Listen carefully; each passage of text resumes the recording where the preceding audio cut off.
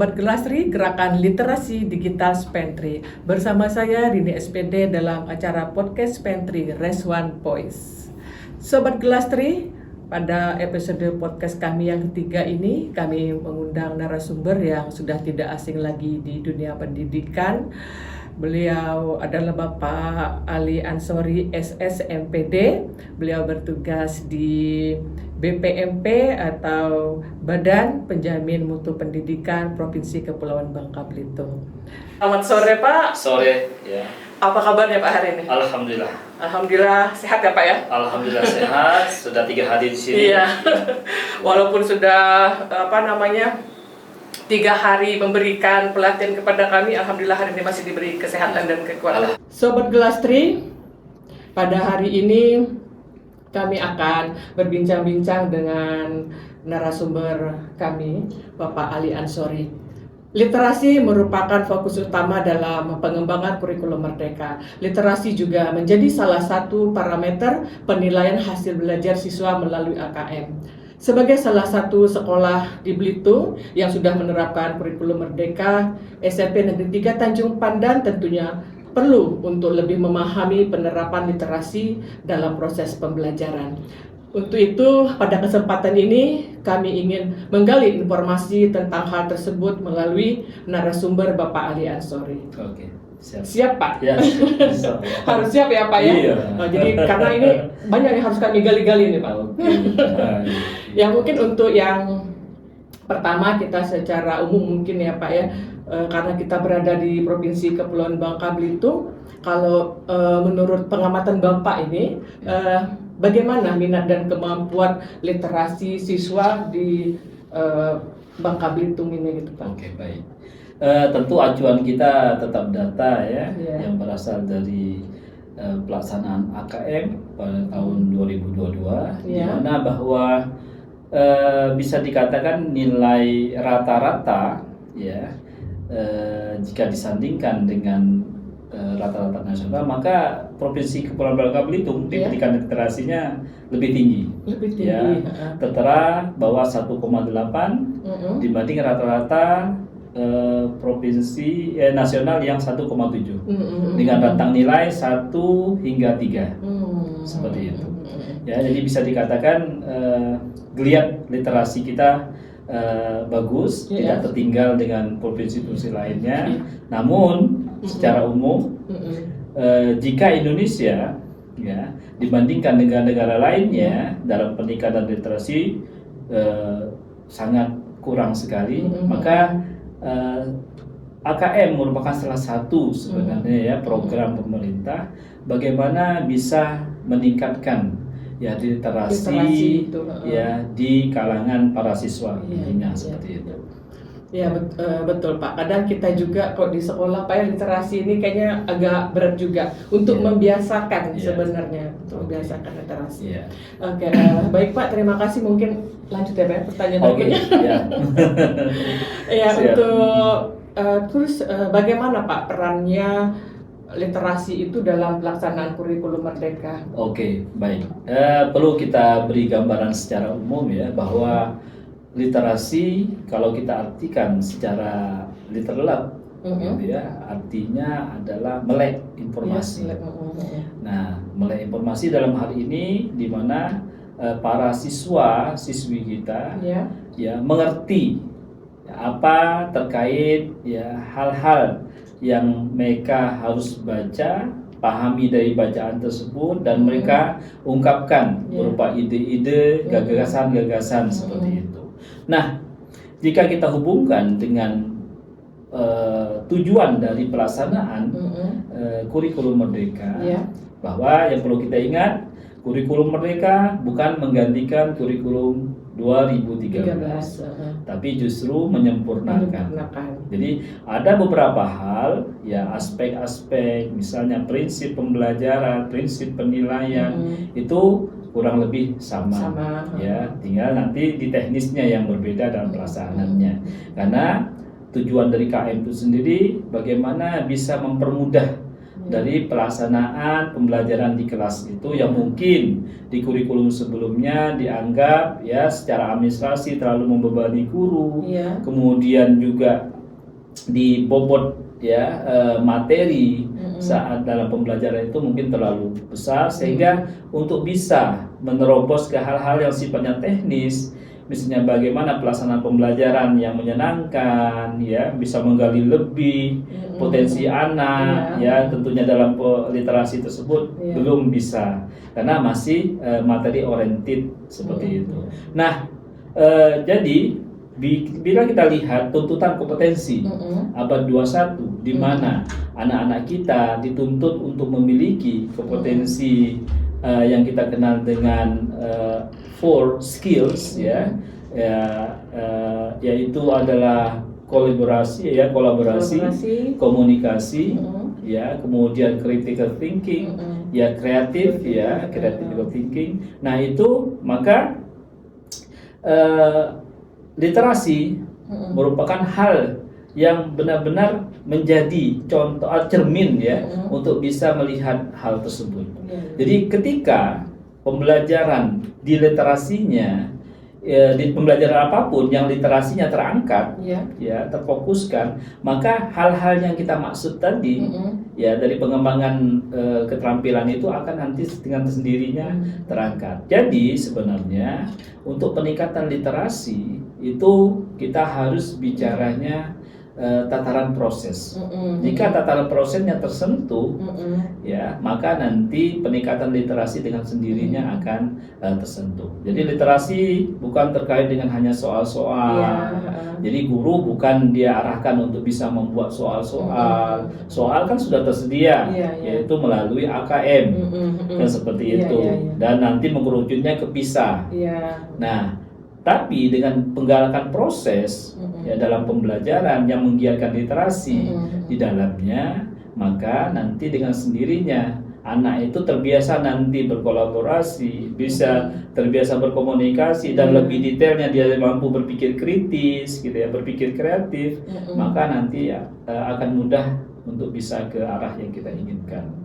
Nah, itu. Jadi penekanan kepada proses proses. Jadi proses adalah suatu hal yang mutlak, yang penting untuk kita perhatikan. Maka dalam hal ini untuk peningkatan proses, maka guru ya mau tidak mau harus benar-benar mengetahui kompetensi pedagogik. Betul. Ya, strategi mengajarnya bagaimana, di dalamnya ada penerapan model-model, kemudian metode-metode, kemudian lebih teknisnya bagaimana misalnya ke teknik-teknik tertentu ya agar bisa lebih terlihat, maka itu yang penting dipentingkan. Nah, di samping ya nanti dalam pelaksanaan tersebut ya media-media terkait misalnya harus terlihat teks yang dipakai, kemudian atau sumber belajar lainnya. Nah, itu yang nanti juga mensupport ke arah bagaimana keterampilan-keterampilan kita inginkan nanti akan sama-sama seiring berjalan. Nah, jadi ketika bicara literasi sebenarnya ya bukan bicara bagaimana sekedar anak itu di akhir mereka bisa menjadi soal-soal, tapi bagaimana penekanan proses yang bisa mengarah keterampilan-keterampilan untuk bisa menjawab soal-soal tersebut. Gitu. Jadi penekanan kepada proses, anak sebenarnya lebih kepada bisa nantinya mereka sudah terbiasa melakukan hal-hal dalam proses belajar, bisa memecahkan masalah ya Pak. Betul. Nah itu yang paling penting ya. Karena sebenarnya kita ketika bicara literasi kita juga bicara berpikir tingkat tinggi, ya yang di dalamnya ada transfer knowledge, ya transfer pengetahuan, ada kemudian juga berpikir kritis, berpikir kreatif seperti itu gitu ya. Nah itu yang paling penting ya. Ya karena kalau kita lihat kan di soal-soal KM itu ya seperti itu. Atau kita harus bisa nalar gitu. Betul. Nah itu ketika anak tidak terbiasa, ya melakukan hal demikian dalam prosesnya, dan gitu ya. Sulit mereka sangat sulit sekali. Jadi bukan arahnya guru itu membuat pelatihan membuat soal-soal, itu hanya bagiannya, tapi lebih ke bagaimana prosesnya itu untuk digalakkan. Misalnya seperti ini. Ketika guru mengajar, dia menghadirkan sebuah teks yang konteksnya bisa dari kesehatan atau apapun gitu ya. Kalau numerasi mungkin kaitannya dengan numerasi kan seperti itu ya. Tapi kita bicaranya literasi kan. Nah, bagaimana dia bisa menggali ide-ide pokok gitu ya, bisa menggali gagasan utama, kemudian bisa secara mendalam mengetahui detail apa yang diinformasikan dalam teks, gitu ya, sehingga mungkin tuntutan lainnya bagaimana dia nanti bisa lebih berpikir out of the box ya dari teks tersebut. Kita ditanyakan soal jika begini bagaimana dan sebagainya. Nah, itu kan perlu pembiasaan di prosesnya. Iya, di dalam proses. Iya. Jika prosesnya terabaikan dalam hal seperti itu, tiba-tiba nanti mereka harus diketemukan dengan momen mengerjakan soal-soal yang bersifat seperti itu. Percuma dan seperti itu. Jadi sebenarnya nggak berat, tapi nggak tadi belum terbiasa. Betul. Menemukan yang itu menjadi berat. Ya. Jadi literasi sejauh ini terlalu dipandang sederhana ya, hanya berupa aktivitas membaca sebelum 15 menit sebelum mulai, kan seperti itu ya, bukan itu hanya kegiatan menunjang ya, tapi lebih dari itu sebenarnya. Ya, kebetulan saya kebetulan sama Bu Saidah pernah pelatihan pedagogik ya, waktu itu di Singapura selama kurang lebih 3 bulan gitu ya. Nah, di situ kita diajarkan bagaimana sih kita betul-betul memahami teks, karena teks itu ibaratnya ya adalah orang yang kita ibaratnya ini teks, kita tuh ibaratnya sobat karib yang bisa memeluknya. Jadi ketika kita membaca teks itu ibarat kita betul-betul memahami teks tersebut, tahu apa maksudnya. Iya. Nah, untuk tahu maksudnya tersebut kan kita perlu teknik-teknik ya, bagaimana kita mengenal kata kunci yang ada di dalamnya, supporting ideas yang menyertainya, konklusi dari teks tersebut. Nah, itu memerlukan strategi-strategi untuk bisa mendapatkan itu. Nah, itu mungkin yang perlu ya lebih ditekankan dalam prosesnya. Seperti itu. Luar biasa, Pak. Jadi sempat mikir pusing saya nih, Pak.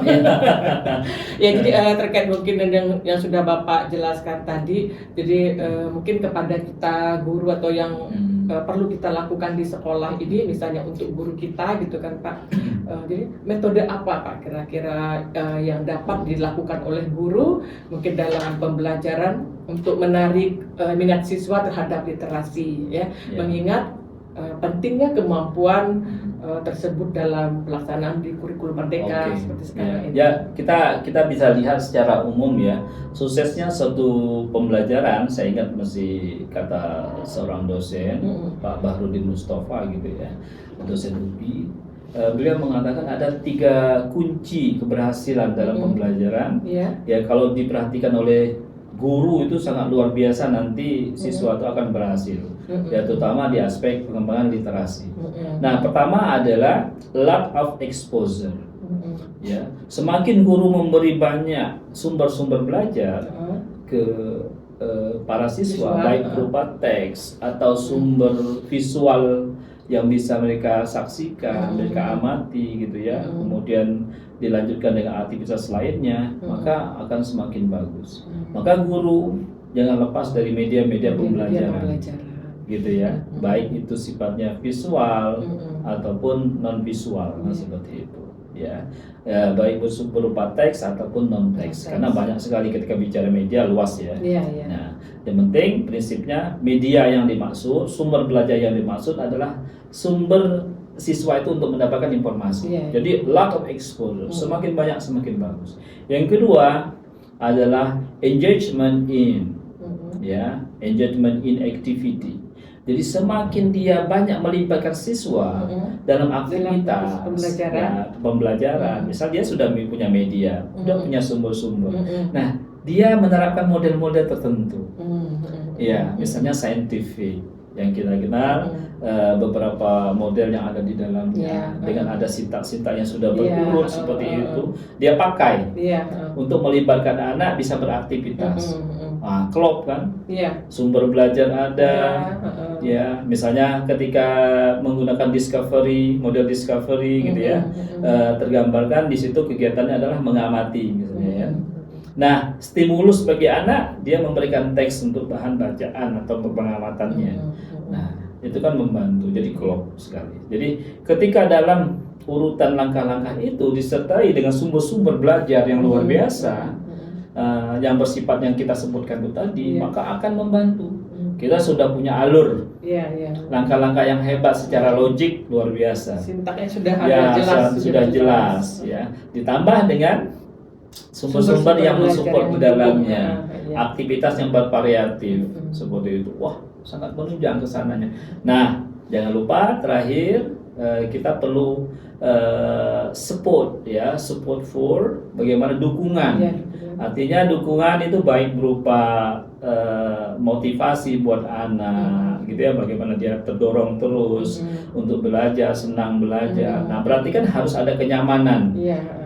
Jadi istilah bahasa sekarang itu kesejahteraan belajar siswa harus kita pikirkan. Baik secara, yang paling penting ada secara psikologis. Bagaimana ketika dia datang merasa nyaman, kita berikan kegiatan-kegiatan yang bisa menyenangkannya dia, seperti itu, ya. Perhatikan secara detail per individu. Maka sangat penting di kurikulum sekarang ini, kurikulum Merdeka ini, diagnostik, ya, bahwa yang dianut di kurikulum sekarang ini adalah backward design, bahwa kita harus tahu dulu kebutuhan belajar anak kita. Nah, dari situ kita bisa, saya harus memberi bantuan apa, ya, baik berupa media pembelajaran, baik berupa misalnya dia ada terdetek di aspek non kognitifnya, dia motivasi belajarnya kurang karena faktor keluarganya begini, kita bisa dukungan. Nah, ketika hal itu diperhatikan, wah, sangat luar biasa. Jadi ketika bicara keseluruhan, ya, masa harus berpikir holistik, tidak terpisah-pisah, bagaimana itu bisa mengarah. Seperti itu. Iya, mudah-mudahan dengan Bapak juga tadi sudah memberikan pelatihan kepada guru-guru kami, Pak, khususnya di SMP Negeri 3 Tanjung Pandan ini, rekan-rekan guru bisa melaksanakan itu semua. Semoga. Artinya jangan berpuas di situ saja, justru kita anggap ini sebagai triggernya, micu, justru akan berlanjut ke kegiatan-kegiatan yang lebih melebar seperti itu, lebih terarah. Ya, kembali ke diri guru itu juga, Pak. Mereka mau berubah atau tidak, gitu kan? Mau memacu dirinya juga kan? Mau belajar. Kalau sekarang sih saya rasa tidak terlalu susah ya, Pak, ya. Di zaman sekarang ini semua sudah serba canggih gitu ibaratnya. Zaman kita tinggal, kalau kata anak-anak, cari paman Google aja, dia ketik paman Google udah keluar semua. Begitu, karena kalau menurut saya sekarang kita guru bisa kalah, Pak, dengan siswa. Ya, dengan sumber-sumber belajar. Betul. Kalau dilihat dari aspek intelligence gitu kan, kecerdasan intelektual gitu ya, mungkin bisa jadi kita tertinggal sama anak, karena mungkin kita lebih update ya, dengan sumber macam gitu, yang bermacam-macam yang kita bisa dapat, dan aksesnya mereka lebih bagus, kan gitu, lebih banyak gitu. Nah, tapi ingat, tidak hanya terpaku di aspek itu saja, ya, tapi hal yang paling penting adalah bagaimana kecerdasan emosional yang bisa mengawali hal itu semua. Kita tahu bahwa ketika kecerdasan emosional, kita bicaranya kesadaran diri, ya, bagaimana kesadaran diri itu kita bisa mengatur diri kita. Kita harus mana yang lebih dahulu dulu, mengedepankan kepentingan kita atau anak-anak kita, itu kan, itu yang paling penting untuk kita pikirkan. Kemudian apa? Sosial relationship, ya, antar guru satu sama lain, ya, kepala sekolah dengan guru, gitu, guru dengan anak-anak. Nah, ketika social relationship-nya bagus, yang kita nanti dia bisa, misalnya social manajemennya, dia bisa terarah, mengaturnya harus bagaimana, ya, nah itu akan lebih bagus sekali. Jadi, ya, dalam aspek misalnya intelektual tadi bisa jadi siswa kita, nah, tapi kita harus melandaskannya ke yang sifatnya kecerdasan emosional, yang itu mungkin guru juga pegang peranan penting di situ, bukan hanya dia pintar secara pedagogik, ya, tapi bagaimana dia mengontrol diri, ya, mengatur sesuatu, hubungannya dengan orang lain. Nah, itu yang pentingnya. Guru harus mengenal karakter peserta didik. Betul, gitu kan, Pak. betul. Sebelum dia mengenal karakter, dia harus mengenal dirinya. Seperti itu kan. Iya, terima kasih Pak. Ya. Mungkin untuk selanjutnya Pak, kalau menurut Bapak upaya apa Pak yang dapat dilakukan oleh sekolah untuk meningkatkan budaya gerakan literasi, terutama bagi sekolah yang sudah menerapkan kurikulum merdeka, ya khususnya seperti kami Pak, SMP 3 Tanjung Pandan ini. Ya, kita ketahui podcast ini ya merupakan salah satu media untuk bisa mengembangkan hal tersebut. Tapi ingat, ini adalah sebenarnya hal akhir gitu ya, justru untuk mengakomodir ya dari proses-proses yang dilakukan di lapangan. Iya, betul. Ya, misalnya anak melakukan suatu proyek gitu kan, apalagi sekarang ada proyek penguatan profil pelajar Pancasila atau proyek lainnya. Nah, media ini merupakan publikasi dari apa yang sudah mereka lalui. Nah, mereka bisa saling mengeluarkan ide di sini, ya saling refleksi melalui ini gitu kan. Bahkan mungkin menelurkan ide-ide ke depannya itu bagaimana. Nah, podcast ini merupakan wadah untuk menyalurkan tersebut. Jadi mungkin nanti bukan hanya mendatangkan tamu tertentu, tapi nanti masih siswa-siswa dan semua bisa memaksimalkan lebih untuk hal tersebut. Itu sangat langka ya, ada sekolah yang memiliki wadah seperti ini, karena dari beberapa mungkin mereka belum punya karena faktor banyak hal dan sebagainya. Mungkin sekolah ini mumpuni untuk itu. Nah, kenapa tidak? Tapi ingat, ini merupakan medianya. Nah, butuh amunisi berupa proses tadi yang akan dibawa untuk menjadikan sebagai misi untuk dilontarkan ke publik seperti itu. Iya Pak, jadi memang ini adalah salah satu sarana atau wadah yang kami siapkan, tidak hanya untuk guru itu juga, atau saya sendiri yang pada hari sebagai host gitu Pak, tetapi kami juga memang menyiapkan untuk siswa. Jadi itu sudah kami lakukan juga. Di sekolah kami ini kami menemukan juga anak yang punya bakat sepertinya untuk menjadi host. Jadi dia udah pernah Pak dia syuting ini podcast, mewawancari ketua OSIS kita pada saat itu. Nah, kemudian juga memang kami selain yang sifatnya podcast, ada juga nanti kami seperti Begalor gitu Pak, yang akan mengangkat mengenai budaya Belitung. Nah, itu juga melibatkan siswa, bagaimana mereka mendapatkan informasi tentang itu, yang tentunya dibantu juga oleh guru gitu. Jadi kemudian juga konten kami nanti yang sifatnya edukasi kayak gitu, itu juga kami melibatkan siswa yang bekerja sama dengan guru. Bagus sekali. Gitu. Jadi saya pernah menyaksikan salah satu waktu kami keluar, waktu saya ke New York itu kebetulan masa pemilihan umum. Waktu itu Obama sebagai kandidat dengan McCain gitu ya waktu itu. Nah, sekolah waktu itu SMP yang kita datangi memanfaatkan momen masa pemilu itu untuk mereka kampanye. Kampanye. Jadi mereka membentuk ada semacam simulasi bermain peran, jadi sosok ini gitu kan. Nah, hal itu disalurkan melalui media-media, seakan-akan mereka itu kan melatih. Kalau kita hubungkan dengan literasi tadi luar biasa kan. Nah, mereka bisa mengungkapkan ide-ide, ekspresi yang luar biasa, berupa pendapat-pendapat atau usulan ke depannya itu bagaimana. Nah, dengan bahasa mereka, kan, dengan kemampuan mereka. Artinya apa? Sekolah penting untuk memberikan panggung, tempat, kesempatan itu untuk hal itu. Nah, itu sudah dilakukan Nah, guru di kelas menggalakkan hal tersebut di prosesnya. Why not kan? Klop jadinya. Mudah-mudahan lah Pak, kami ini dengan adanya ini kan kita mungkin kalau anak-anak di kelas untuk mengungkapkan pendapat, untuk berbicara itu ada yang malu atau gimana gitu kan. Nah, tapi dengan kita fasilitasi yang sifatnya itu kekinian lah gitu kan, ibaratnya kekinian, mungkin mereka akan lebih terpacu Memang itu kelihatan semangat mereka. Nanya-nanya, terus Pak kapan kita syuting lagi Bu?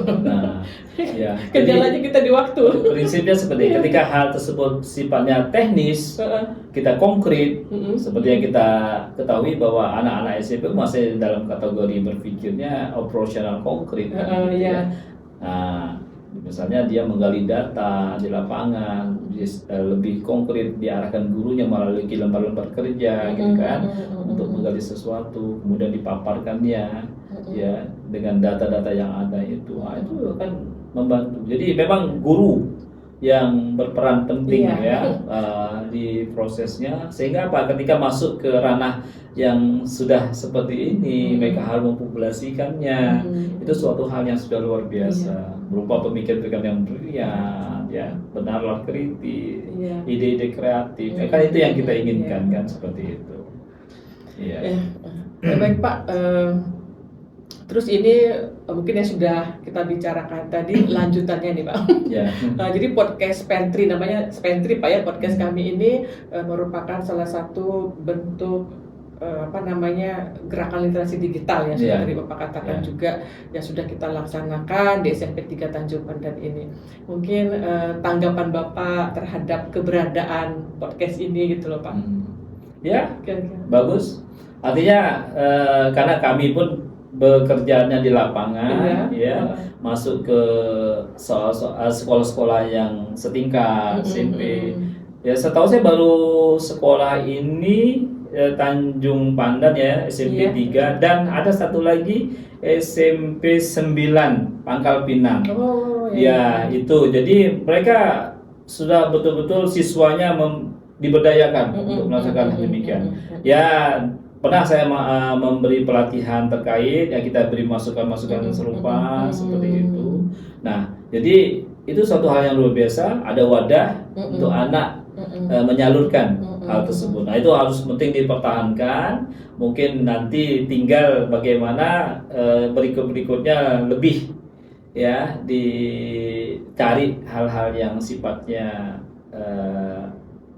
mengakomodir semua kebutuhan anak tadi. Jadi bukan hanya mungkin anak, semua beri kesempatan untuk melakukan demikian dengan cara yang berbeda-beda. Nah, maka dalam hal ini seperti lagi kalau dihubungkan dengan prosesnya, proses inilah yang bisa mengarahkan hal tersebut. Diferensiasi itu penting dalam proses. Ya, karena melalui diferensiasi kita akan mencoba mengangkat potensi-potensi anak yang bermacam-macam. Ya, ketika itu tergalakkan di prosesnya, nah, akhirnya mereka akan bicara lebih seperti itu. Itu yang kita inginkan ya. Indonesia akan jadi hebat, luar biasa nantinya dengan anak-anak yang berani berbicara sesuai dengan apa yang dia kuasai, kan begitu. Jadi kalau lebih spesifiknya lagi Pak, sarannya mungkin ke kita nih. Yang paling penting karena kita butuh anak-anak untuk bisa aktif di sini, ya. Kita penting gali potensi-potensi mereka, ya. Maka untuk salah satu bentuk dari kecerdasan emosional itu adalah mengetahui kekuatan dan kekurangan. Nah, semakin kita mengerti itu, mungkin melalui guru ada guru tadi yang khusus untuk BK ya, guru BK mungkin bisa untuk memberikan kuesioner. Nah, secara personal anak itu digali apa sih potensi-potensinya. Dari situ ketika terkumpul, ada beberapa anak itu sama potensinya, bisa jadikan satu kegiatan yang sama atau wadah yang sama untuk mereka mengembangkan. Nah, di situ kan nanti secara spesifik ini adalah wadah yang untuk mereka bisa salurkan, untuk dipublikasikan. Nah, gitu. Jadi dari hal yang detail seperti itu, gitu ya, kita bergerak, ya insya Allah, ya semakin nanti luar biasa bergeraknya. Tidak akan kekurangan orang untuk mengisi. Iya, betul. Iya, gitu. Jadi kalau saya memang itu yang saya harapkan. Jadi kita juga sudah berbagi nih Pak. Masing-masing guru sudah memegang konten masing-masing sesuai dengan kompetensi mereka. Misalnya kalau saya lebih sukanya arah ini, silakan ambil konten yang ke sini kayak gitu, dengan membimbing anak-anak kita juga kayak gitu. Tapi ini kita memang bergilir gitu Pak.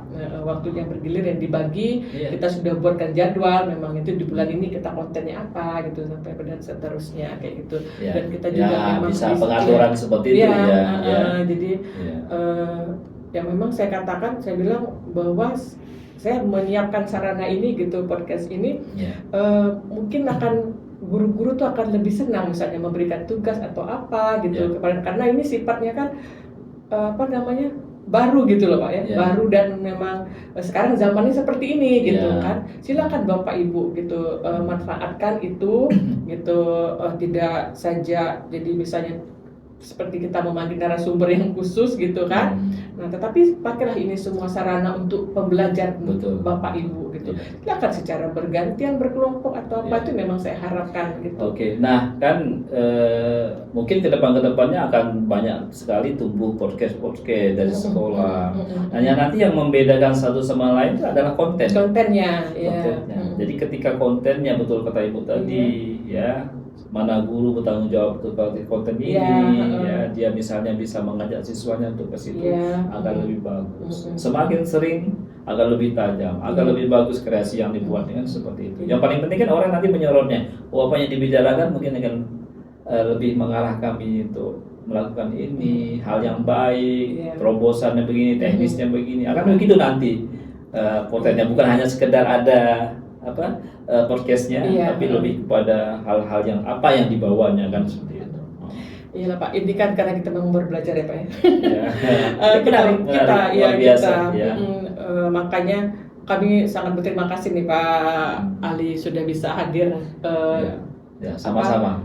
Saya juga merasa hal yang luar biasa bagi saya bisa dilibatkan di keluarga SMP 3 ini gitu ya. Jadi artinya enggak cuma sebatas ini, tapi juga ada tantangan dari saya pribadi gitu ya, untuk lebih memberikan hal-hal yang lain-lain gitu ya. Itu pasti kan kami harapkan Pak betul. Setidaknya itu 3 tahun ke depan ya Pak. Ya kalau secara jadwal seperti itu. Tapi kan terus menerus lah, itu hal-hal yang baik kan, kenapa tidak ya? Betul Pak. Demikianlah mungkin Pak bincang-bincang kita. Oke, terima kasih banyak banyak hal-hal yang Bapak sampaikan kepada kami, mudah-mudahan itu menjadi acuan bagi kami dan juga bisa memotivasi kami untuk lebih menggalakkan podcast Pantry ini.